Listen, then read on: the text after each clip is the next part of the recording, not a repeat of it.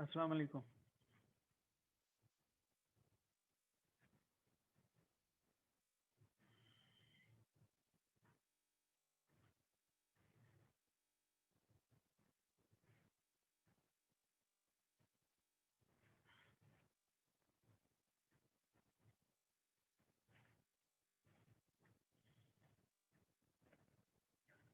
आपको मेरी आवाज आ रही है? Yes sir. जी सर। ओके। अच्छा, तो एक तो अनाउंसमेंट ये है कि जो हमारी क्लास रह गई थी वो हम कल 3 से ऑनवर्ड जो हमारी स्लॉट है उसमें हम लेंगे। ठीक है।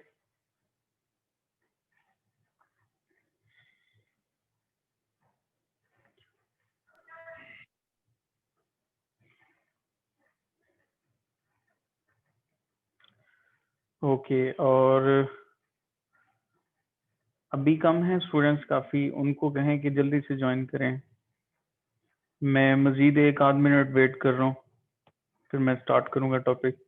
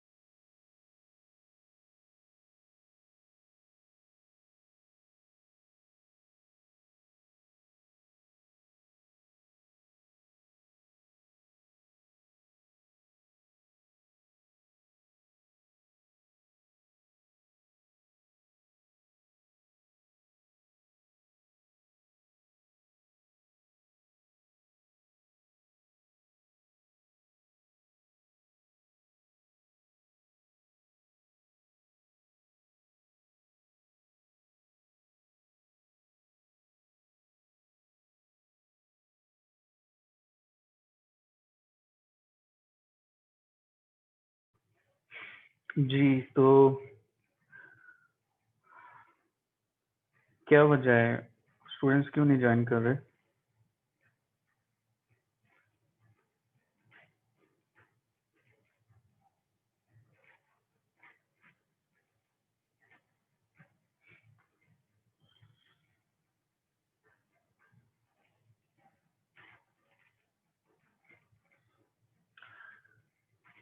एक मैसेज सेंड करें अपना जो भी ग्रुप है उस पे कि अभी आपके पास जो है वो 5 मिनट है, जिन स्टूडेंट्स ने ज्वाइन करना है वो 5 मिनट में ज्वाइन कर लें, उसके बाद मैं मीटिंग को लॉक कर दूंगा और उसके बाद किसी को भी नहीं आने दूंगा। ये मेरी तरफ से एक मैसेज अपने ग्रुप पे सेंड कर दें।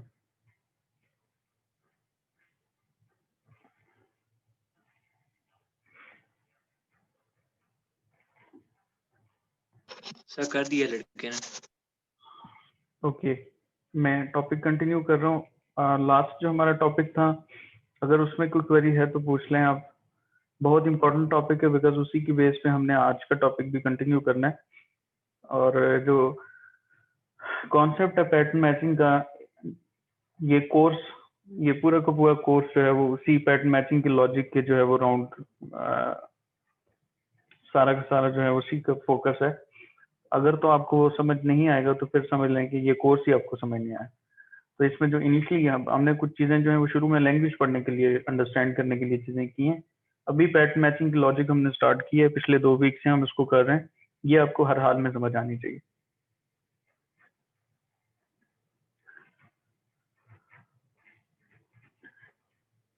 नहीं सर, कोई नहीं है क्वेश्चन। फाइन, चलें।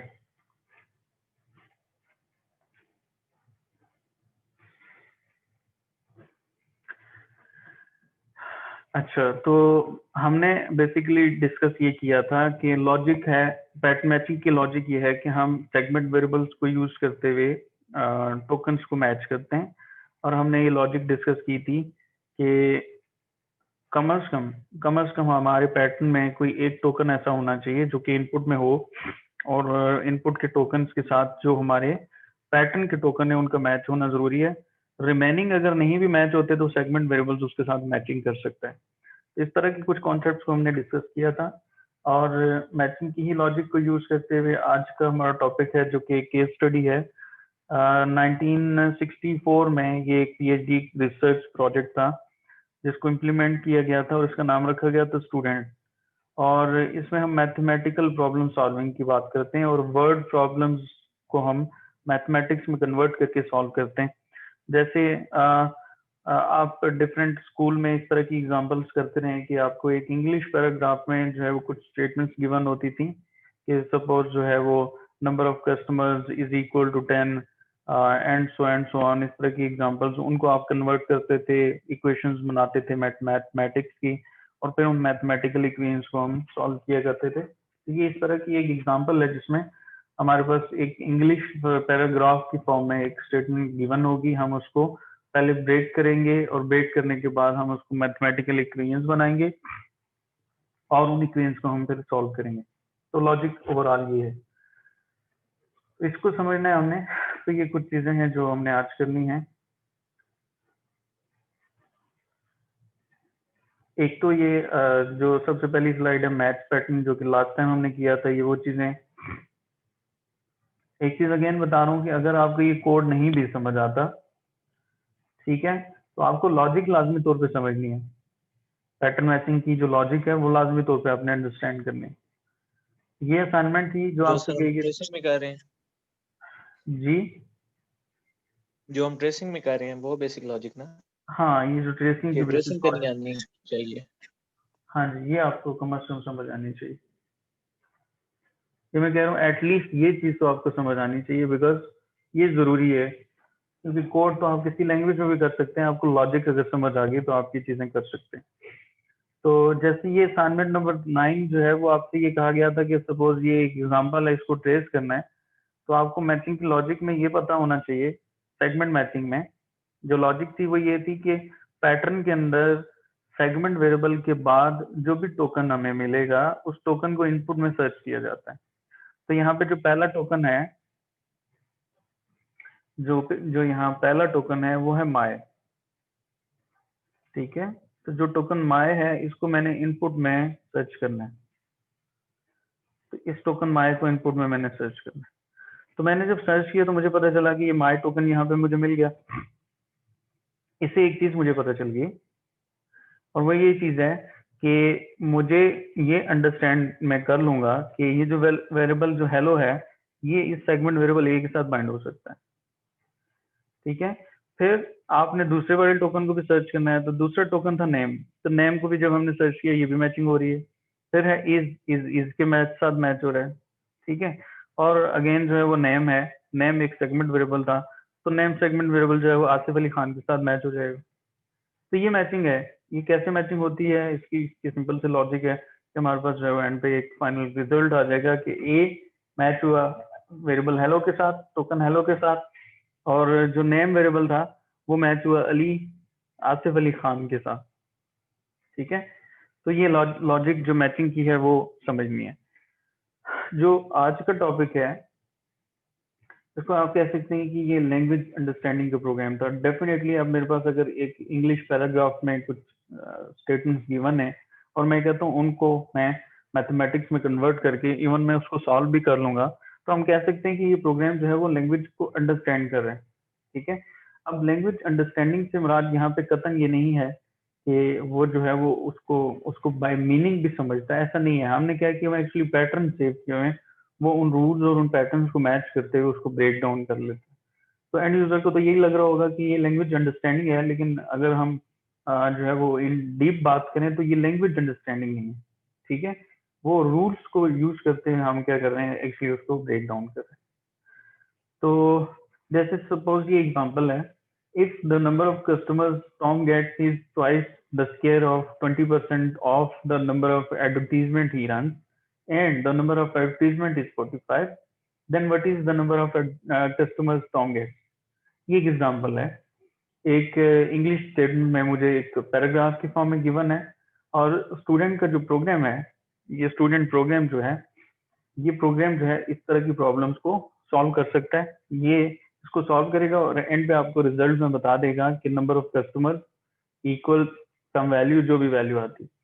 अब देखें, ये इतनी आसान भी एग्जांपल नहीं है कि हम कहें जी कि इसको सॉल्व करना जो है वो काफी आसान है।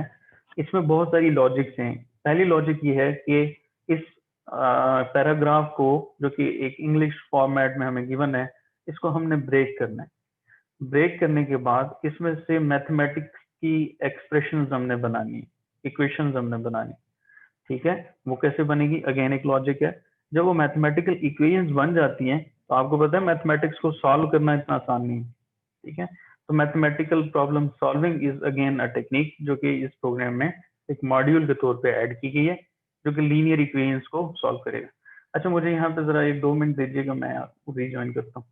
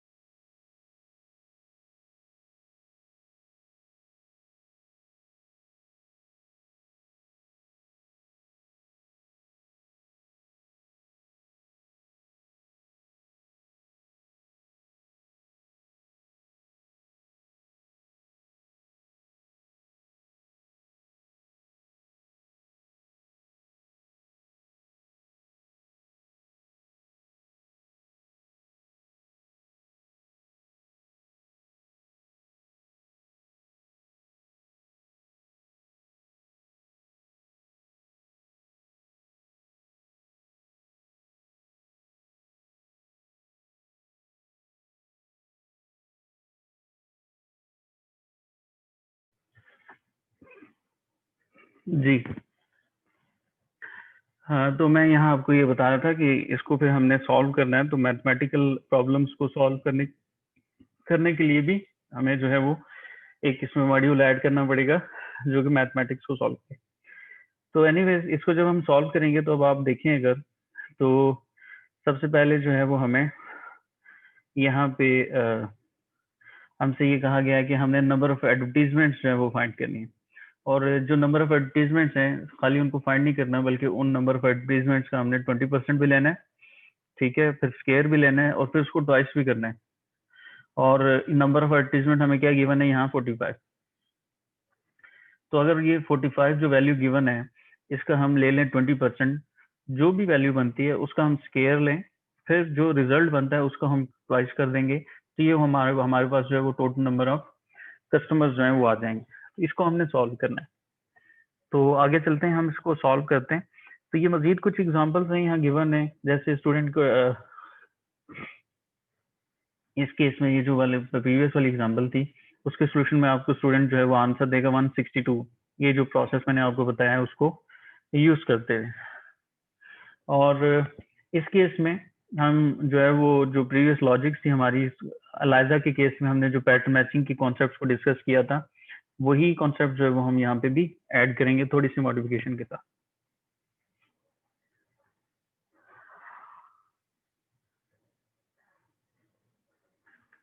तो एनीवेज हम आगे चलते हैं। ये कुछ एग्जांपल्स हैं, सैंपल जो है वो एग्जांपल्स हैं, प्रॉब्लम्स हैं। जैसे पहली एग्जांपल है what is price of square of G if G is 3। इसको सॉल्व करना है। तो जब हम जी का स्केयर लेंगे, जी की वैल्यू 3 है, उसका स्केयर लेंगे वो 9 हो जाएगा। तो इसको ट्वाइस करेंगे तो 18, तो ये हमारे पास जो है वो आंसर 18 आ जाएगा पहली वाली एग्जांपल में। दूसरी एग्जांपल की अगर हम बात करें तो हम कहते हैं कि एवरेज स्कोर जो है वो 73 है, जो मैक्सिमम स्कोर है वो 97 है।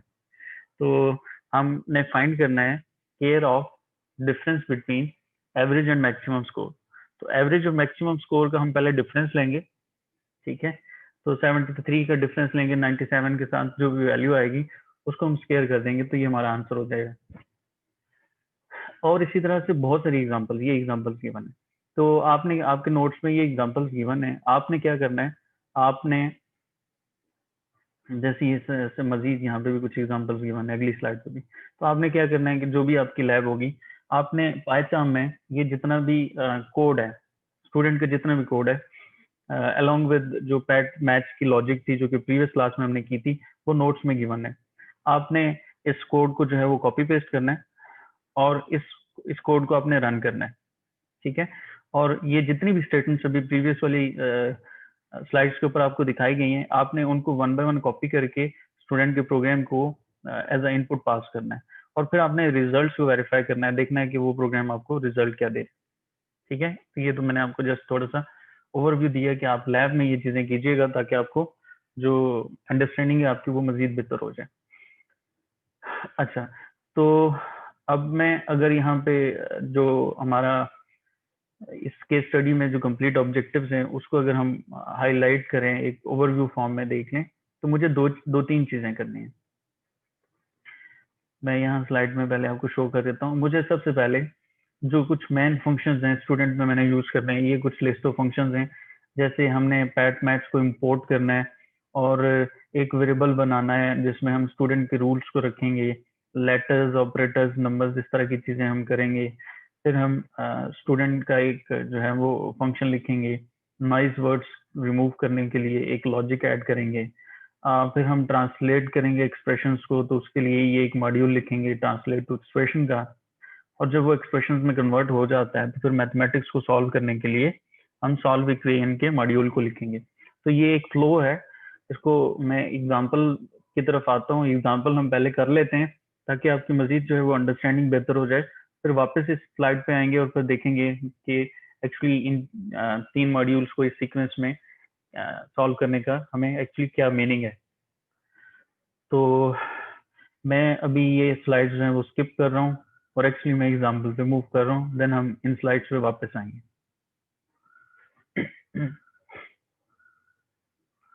फाइन, तो ये एग्जांपल है। अब इसमें हमने क्या करना है, आप देखेंगे हमारे पास ये एक मैथमेटिकल इक्वेशन, अभी हमने सिंपल सी एग्जांपल ली है जिसमें गिवन है कि what is twice of square of G if G is 3। What is twice of square of G if G is 3। तो अब हमने क्या किया, हमने सबसे पहले इस स्टेटमेंट को ब्रेक करना है। इस स्टेटमेंट को हमने ब्रेक करना है।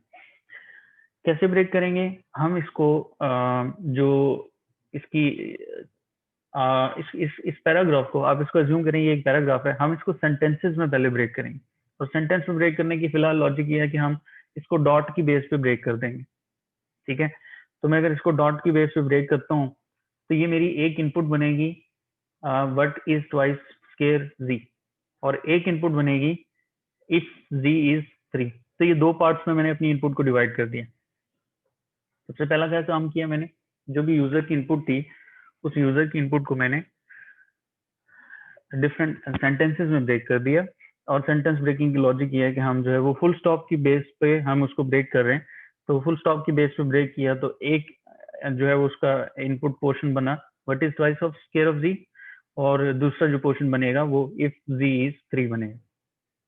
अच्छा, अब जब हमारे पास इनपुट आ जाती है तो यहाँ पे एक चीज और नोट करें कि जो हमारी इनपुट थी, जब हमने उसको ये जो हमारी ओरिजिनल इनपुट थी, जब हमने इसको ब्रेक किया तो इसमें से ये जो ऑफ था और ये जो ऑफ था ये हमारे इनपुट में निकल गया।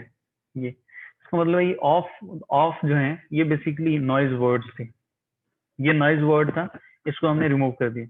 तो हमारा जब हम कोड की तरफ वापस जाएंगे तो मैं वहां आपको दिखाऊंगा कि नॉइज वर्ड रिमूव करने के लिए हमने एक फंक्शन बनाया हुआ है और उसमें कुछ नॉइज वर्ड उसको हमने रखा हुआ है जो कि अगर इनपुट में कहीं आ जाएं तो हम उसको नॉइज वर्ड के तौर पे रिमूव कर दिया करेंगे।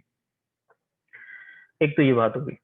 दूसरी बात ये है कि जैसे स्टूडेंट एलाइजा के केस में जो प्रीवियस हमारा जो कोड था उसमें आपने देखा था कि हम हमारे पास एलाइजा के रूल्स थे, उसमें भी हमारे पास क्या थे, एलाइजा रूल्स थे।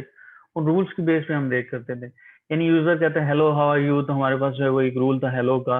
उस रूल में फिर रिस्पॉन्सेज थी बहुत सारी, उन रिस्पॉन्सेज में से रैंडमली हम एक रिस्पॉन्स को पिक करके यूजर को दिखा दिया करते थे बाइंडिंग उसमें सब्स्टिट्यूट करने के बाद। तो ऐसा है कि एक मिनट,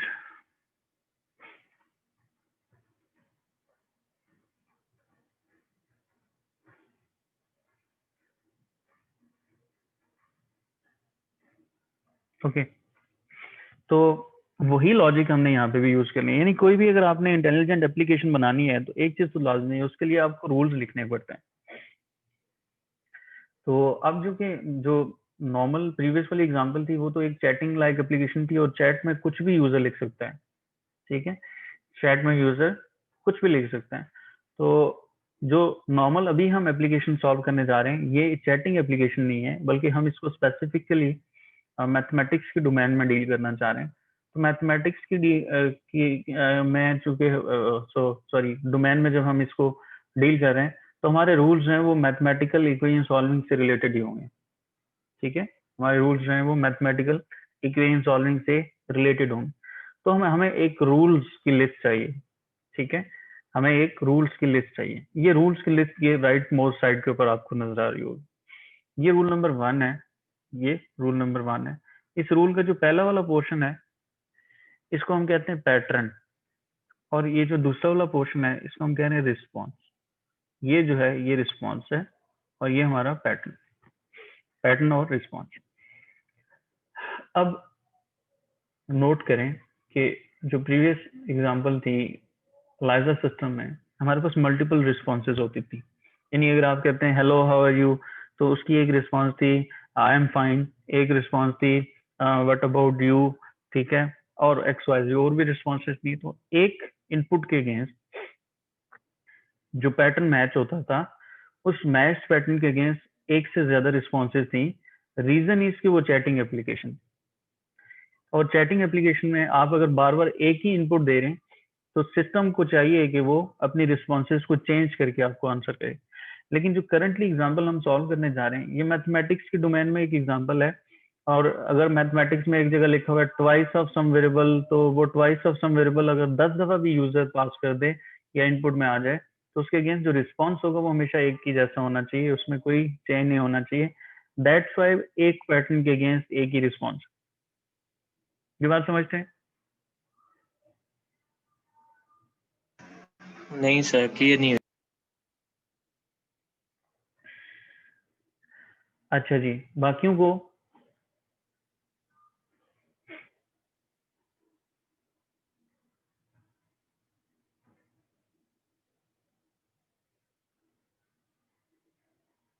जी, बाकियों को समझ आई कि बाकियों को कोई नहीं समझ आई? सर आ गई है। अच्छा, मैं ये बताना चाह रहा हूँ कि हमारे पास अगर मैथमेटिक्स में एक स्टेटमेंट आती है, जैसे यहाँ पे एग्जांपल देखें z इज 3, z इज 3, तो ये z इज के नाम से x इज y, यहाँ पे एक रूल है, ये एक रूल है x इज y, ये देखें, ठीक है। तो x इज y जो है a इक्वल्स जो है वो b, ये एक रूल है। तो हमेशा जब जब भी कोई वेरिएबल अगर z की जगह आ जाए, for example w is 10, x is 50, x is 100, तो हमेशा रूल एक ही मैच होगा और रिस्पॉन्स भी एक ही बनेगा पे a इक्वल्स टू b। तो मल्टीपल रिस्पॉन्सेज हमें नहीं चाहिए इस केस में, इस एग्जांपल में। इसलिए हमने हर पैटर्न के अगेंस्ट सिर्फ एक एक रिस्पॉन्स रखी हुई है, बिकॉज ये क्या है मैथमेटिक्स, और मैथमेटिक्स में जो भी इनपुट आएगी अगर हम कहते हैं z इज 20 तो a इज b वाला रूल ही चलेगा और रिस्पॉन्स a इक्वल b ही बनेगी, ठीक है। अगर मैं कहता हूँ फॉर एग्जाम्पल x इज 100 तो एक्सेस 100 के केस में भी यही वाली रूल अप्लाई होगी और रिस्पॉन्स भी यही बनेगा। मल्टीपल रिस्पॉन्स मुझे नहीं चाहिए, दैट्स वाई ये बता रहा हूँ कि एक पैटर्न के अगेंस्ट यहाँ इस वाले सिस्टम में हमें एक ही रिस्पॉन्स रिक्वायर्ड। क्लियर? सही है सर। ओके, अब हम इसको सॉल्व करते हैं, आपको मजीद जो है वो कंफ्यूजन जितनी भी क्लियर हो जाएंगी। प्रोसीजर इज कि हम अपनी इनपुट को पहले सेंटेंस वाइज ब्रेक करते हैं और ब्रेक करने के बाद जब ये ब्रेक हो जाएगी तो हमारे पास दो पार्ट्स बनेंगे या मल्टीपल पार्ट्स बनेंगे। अगर तो हमारे पास जो है वो एक इनपुट जो आई है उसमें से जब हमने उसको ब्रेक किया तो दो पार्ट्स बने। अभी हमारे इस केस में दो पार्ट्स जो है वो एक है राइट साइड वाला z3 और एक है लेफ्ट हैंड साइड वाला twice of square of some value. अब हम ये कर रहे हैं कि वन बाय वन दोनों को सॉल्व करेंगे। तो पहले जो हमारा टोकन बना वो है वर्टिस ट्वाइस जी, तो मैं इसको पहले सॉल्व करूंगा। लॉजिक ये है कि आपने रूल्स जो हैं उन रूल्स को देखना है और रूल्स का जो सीक्वेंस है वो मैटर करता है। अभी ये जो आपको रूल्स नजर आ रहे हैं जो इस एग्जांपल में यूज हो रहे हैं वो या कुछ उससे एडिशनल रूल्स हैं। हमारे पास हंड्रेड्स ऑफ रूल्स हैं, उनकी एक लिस्ट है। तो आपको वो लिस्ट दी जाएगी, आपने रूल्स को टॉप टू बॉटम फैशन में आपने उसको जो है वो ट्रेस करना है कि कौन सा वाला रूल इस इनपुट के लिए मैच हो रहा है, कौन सा वाला रूल इस इनपुट के लिए मैच हो रहा है। मैं अगेन बता रहा हूँ, रूल को आपने इनपुट के साथ कंपेयर करना है और टॉप टू बॉटम फैशन में, पहले पहला रूल फिर दूसरा फिर तीसरा। ऐसा नहीं करना कि इनपुट को देखें और फिर रूल्स जाके सर्च करना शुरू कर दें, उसमें मिस्टेक हो सकती है। रूल्स को इनपुट के साथ हमने मैच करना है। तो हमारी इनपुट है व्हाट इज ट्वाइस स्क्वायर जी। तो हम देखेंगे कि क्या ये व्हाट इज ट्वाइस स्क्वायर इस तरह का कोई रूल है, और जो टॉप पे पहले रूल हमें मिलेगा हमने उसको मैच करना है। हमारे पास रूल्स की लिस्ट में जो पहला वाला रूल है, हमारे पास जो रूल्स की लिस्ट है उसमें जो पहला वाला रूल है वो है ये फाइंड फाइंड ए। तो फाइंड का टोकन हमारी इनपुट में हमें कहीं पे भी नहीं नजर आ रहा। ये देखिए हमारी ये इनपुट है लेफ्ट साइड, इसमें फाइंड का टोकन कहीं पे भी नहीं है। जब नहीं है तो उसका मतलब है रूल नंबर 1 मैच नहीं होता। रूल नंबर 2 में इज इक्वल टू का पैटर्न है, रूल नंबर 2 में इज इक्वल टू का पैटर्न है।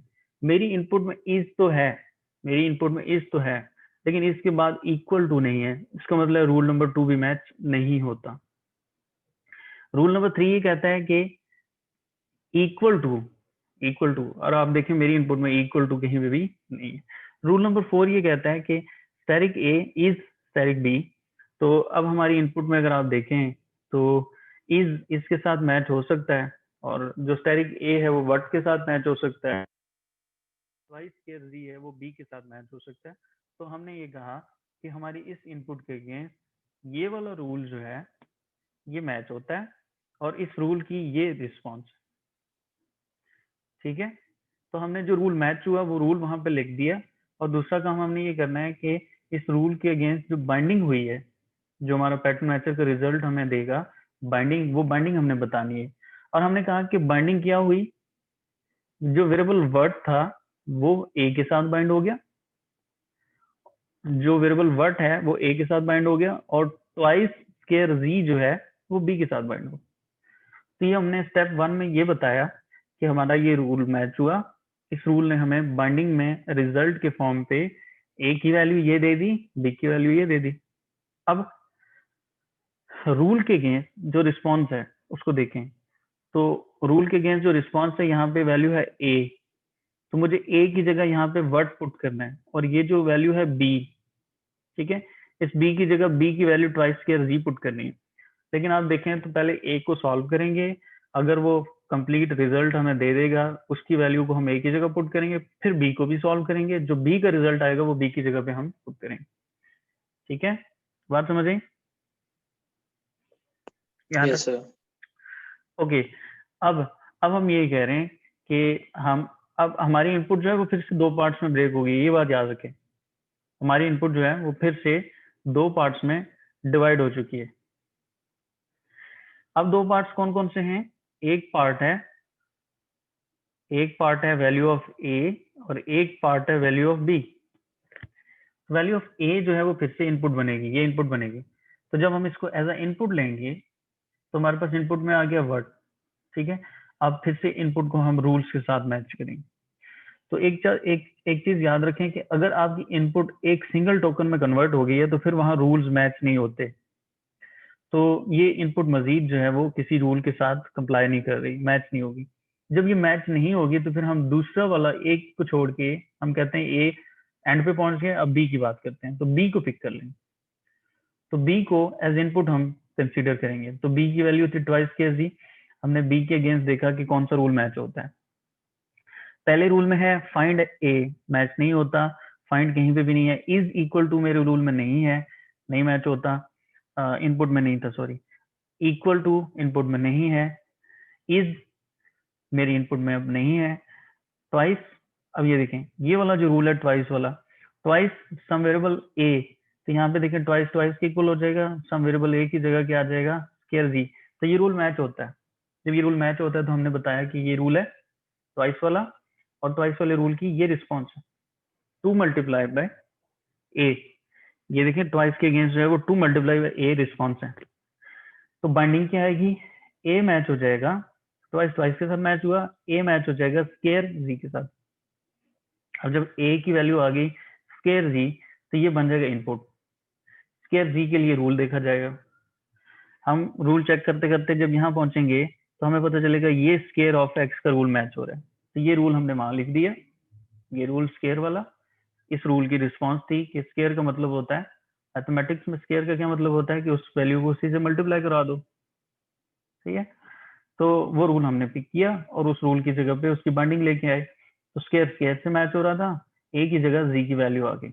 अब देखें ए इनपुट बनेगा और ए की जगह जी है, सिंगल टोकन है, मजीद सॉल्व नहीं हो सकता। अब यहाँ से बात को जरा गौर से समझना।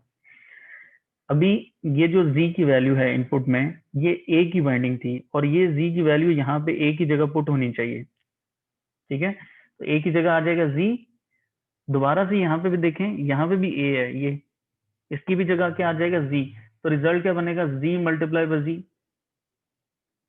ठीक। अब यहाँ से एक स्टेप पीछे हम जाएंगे, ये जो आंसर आया था ना, ये वाला जो आंसर आया था, ये स्केयर वाले रिजल्ट का आंसर था। और इससे ऊपर जो रूल था वो रूल था जिसकी रिस्पांस थी 2 मल्टीप्लाई बाय ए, और ए के अगेंस्ट जो बाइंडिंग थी स्केयर जी, उसका आंसर आ गया था z मल्टीप्लाई बाय z। तो एक्चुअली अगर मैं ये वाली वैल्यू यहाँ से उठाऊं और यहाँ पे a की जगह पुट कर दूं, तो ये जो अब नई वैल्यू बनती है 2 multiply by value of a, और वैल्यू ऑफ a थी z इंटू जी, तो ये चीज बन जाती है, ठीक है।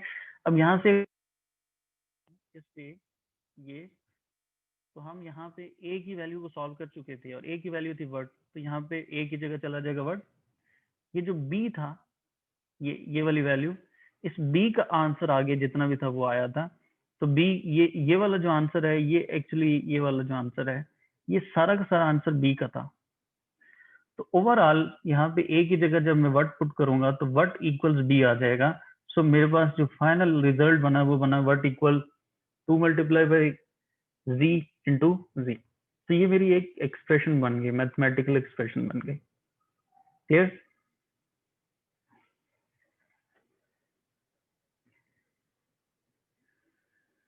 हाँ जी,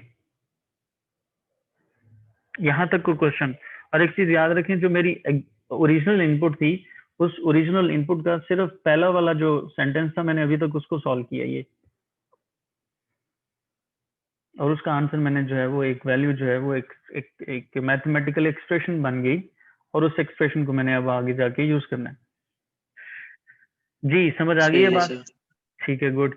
अब हम आते हैं फिर दूसरे वाले इनपुट की तरफ। तो ये इफ z इज 3, ये दूसरा वाला हमारा पोर्शन था हमारी इनपुट का। इफ z इज 3 को जब हम कंपेयर करेंगे तो हमारे पास ये जो इज वाला रूल है ना, ये राइट साइड पे ये मैच होता है। तो हमने कहा कि रूल इज मैच हो रहा है, उसकी रिस्पॉन्स भी हमने साथ लिख दी। बाइंडिंग्स में a की जगह z आ जाएगा, बाइंडिंग्स में b की जगह 3 आ जाएगा। a को इनपुट लेंगे, सिंगल टोकन है, मजीद सॉल्व नहीं हो सकता। b को इनपुट लेंगे, b की वैल्यू 3 जो है वो उसको इनपुट लिया, सिंगल टोकन है, मजीद सॉल्व नहीं हो सकता। इसका मतलब है x की जगह x की वैल्यू पुट कर दो, सॉरी a की जगह a की वैल्यू पुट कर दें, b की जगह b की वैल्यू पुट कर दें, कहाँ, इस वाले रूल के रिस्पॉन्स में, इस वाले रूल के रिस्पॉन्स में, और रिस्पॉन्स ये है, ए की जगह आ जाएगा जी इक्वल बी की जगह आ जाएगा 3। सो हमारे पास दूसरी इक्वेशन बन गई z इक्वल 3, और हमारे पास अब अनसॉल्व्ड इक्वेशंस आ गई, दो इक्वेशंस आ गई। एक इक्वेशन थी ये वाली, ये जो फर्स्ट पोर्शन की इक्वेशन थी, ठीक है, वो थी what is equal to 2 multiply by z into G, ये इक्वेशन थी। दूसरी इक्वेशन हमारे पास बनी z इक्वल टू 3, ये वाली इक्वेशन। तो ये दो इक्वेशंस बन गई, इनको हम कह रहे हैं ये अनसॉल्व्ड इक्वेशंस हैं। तो अब हमने जरा दोबारा से स्टूडेंट की लॉजिक पे दोबारा आए। स्टूडेंट की लॉजिक में सबसे पहला काम ये होता है कि हम क्या करते हैं, इनपुट को ब्रेक करते हैं और मैथमेटिकल इक्वेशंस बनाते हैं। हमारी मैथमेटिक्स की इक्वेशंस बन गई। कैसे बनी, हमने रूल्स को यूज करते हुए, हमने पैटर्न मैचिंग की लॉजिक को यूज करते हुए अपने इनपुट को ब्रेक करते गए और हमारे पास एक एंड पे रिजल्ट आ गया। फाइन, अब इनको हम कह रहे हैं अनसॉल्व्ड इक्वेशंस हैं। अब इन अनसॉल्व्ड इक्वेशंस को हमने सॉल्व करना है, ठीक है। तो सॉल्विंग की लॉजिक ये है कि हम यहाँ से इक्वेशन नंबर 2 की वैल्यू को इक्वेशन नंबर 1 में पुट करेंगे और हमारे पास आंसर आ जाएगा। तो z की वैल्यू को हमने पुट किया z की जगह पे, तो हमारे पास z इंटू जी की वैल्यू थी 3, 9 हुआ, 9 इंटू 2 18 हुआ। सो हमारे पास आंसर आ गया व्हाट इक्वल्स 18, ये हमारा फाइनल आंसर। तो इस तरह से रफली हमने देख लिया कि जो हमारा स्टूडेंट का कोड है वो किस तरह से इनपुट को ब्रेक करके उसको मैच करता है, ठीक है। अच्छा जरा होल्ड कीजिएगा, मैं गेट पे कोई आया, मैं जरा देख लूं।